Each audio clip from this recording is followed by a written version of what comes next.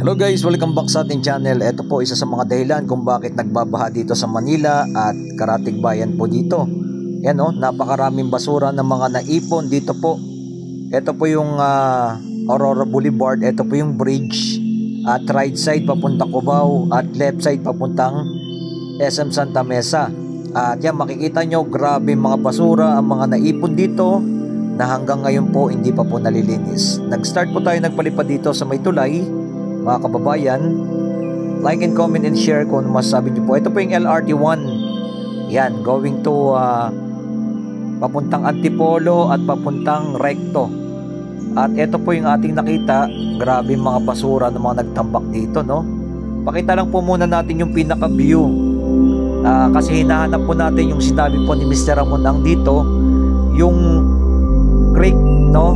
Na tinayuan at po ng eskwelahan at ng bahay. Hinahanap po natin hindi po natin nakita kahapon. Nagpalipad tayo ng drone. Nandito po tayo sa may GR Araneta. At ito po po yata yung San Juan River. At check po natin. Ayan, dinadaluyan ng mga sanga-sanga po yan going to Quezon City. At eto, meron din sa mga dito kabilang side naman din. Pakita po natin yung aerial view dito, mga kababayan. Dahil kahapon po hinahanap ko po yung sinabi ni Mr. Ramon, hindi ko po kasi makita, no? Wala yung saktong location. Kaya dito tayo mismo nagpalipad para ma-check natin, mapakita natin sa inyo yung pinakakabuang view dito sa area na to. Yan, salamat sa mga nag-like, nag-share, nag-follow kay Skywalk TV at tuloy-tuloy ang ating pag-update sa iba't ibang lugar upang mabigyan kayo ng mga impormasyon at mga latest na nangyayari dito sa ating bansa. Alam naman natin, tuloy-tuloy ng nagpagbabaha at pag-ulan at may mga bagyo at kinakailangan talaga yung mga river maayos, no? Sinabi nga ni Mr. Ramon ang kailangan lumawak at mahukay, no? Ng malalim para hindi umapaw agad dito sa mga kabahayan ng mga tubig, no? At malinis sana yung river. Nakita natin may daming basura ng mga naipon. Isa sa mga dahilan kaya bumabarado yung mga natin, yung mga kanal, yung river, no? Mga drainage.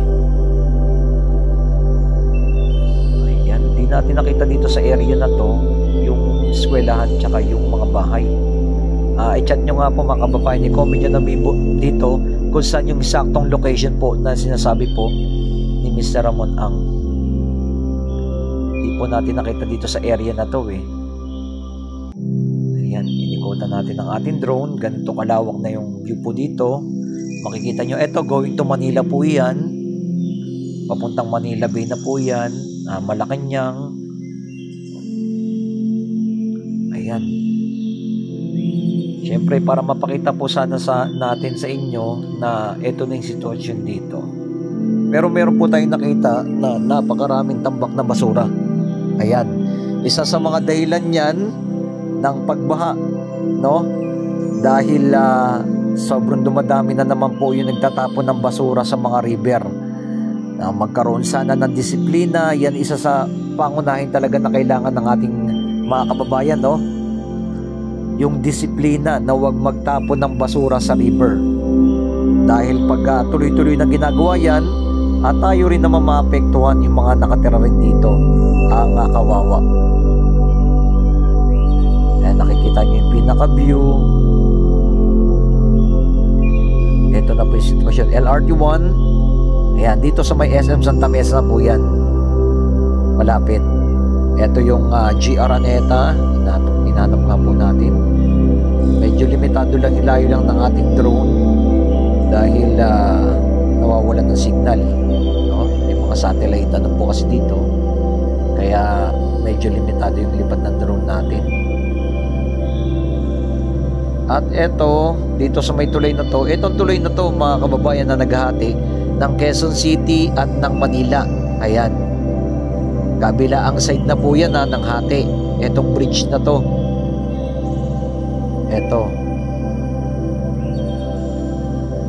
At yan, makikita ninyo yung mga basura naman nagtambak sa bandang ilalim na po ng tulay. Pero pakita po natin yung kabilang side. Eto, makikita nyo po dyan, may skyway na rin po dyan. Dire-diretso po yan, papuntang south na po yan. Dito rin kasi dumaan yung skyway sa may SM Santa Mesa yan, yan. Dyan sa river mismo, dyan tumawid mismo yung skyway.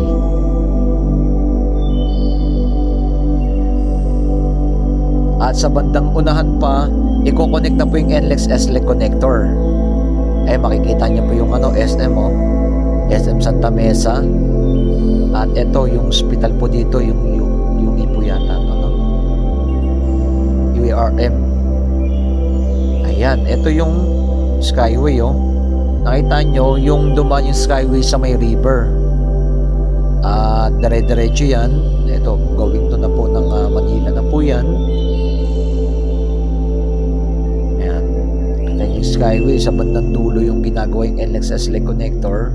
Tatanaw nyo ng mga building dito, yung Makati, yan, pinakita natin yung pinaka-view. Wala doon, hindi natin nakita yung dito sa area na ito, yung sinasabi ni Mr. Ramon sa mga susunod na araw hanapin po natin. Comment yung below mga kababayan kung anong masabi nyo po dito sa ating pinaliparan ng ating drone.